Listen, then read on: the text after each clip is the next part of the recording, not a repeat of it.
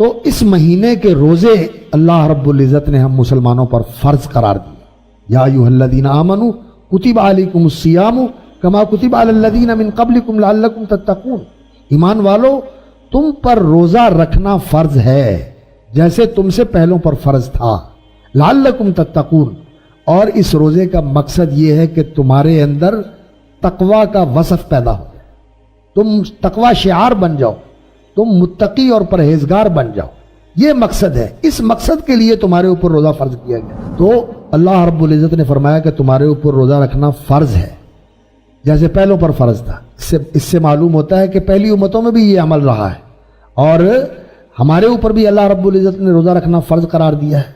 اور جو عبادات ہیں ان میں یہ جو 4 عبادتیں ہیں، نماز، زکوٰۃ، روزہ اور حج، یہ عبادات کے ارکان ہیں. اور یہ وہ عظیم الشان عبادات ہیں جو عبادات کا مجموعہ ہیں.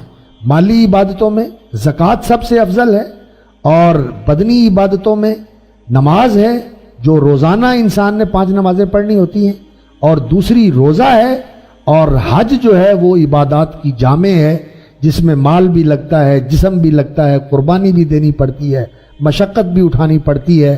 اور ان میں روزہ جو ہے یہ ایک عظیم الشان عبادت ہے جس کو بڑی خصوصیت حاصل ہے. جیسا کہ رسول اکرم صلی اللہ علیہ وسلم کے صحابی حضرت ابو امامہ رضی اللہ تعالیٰ عنہ جو کہتے ہیں کہ میں نے ایک دن رسول اکرم صلی اللہ علیہ وسلم سے عرض کیا، یا رسول اللہ مجھے ایسا کام اور عمل بتائیں جو میرے لیے نفع بخش ہو. اور ایک حدیث میں آتا ہے کہ انہوں نے کہا، ایک دوسری روایت میں آتا ہے کہ انہوں نے کہا مجھے ایسا عمل بتائیں جس سے اللہ رب العزت مجھے جنت میں لے جائے.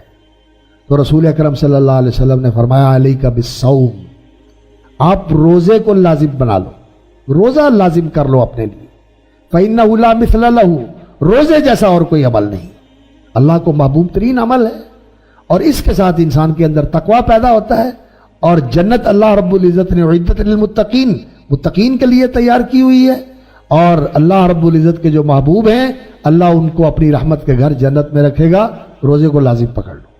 تو پھر یہ حضرات ایسے تھے کہ جب یہ کچھ بات سن لیتے تھے رسول اکرم صلی اللہ علیہ وسلم سے تو پھر یہ اس کی پابندی کرتے تھے.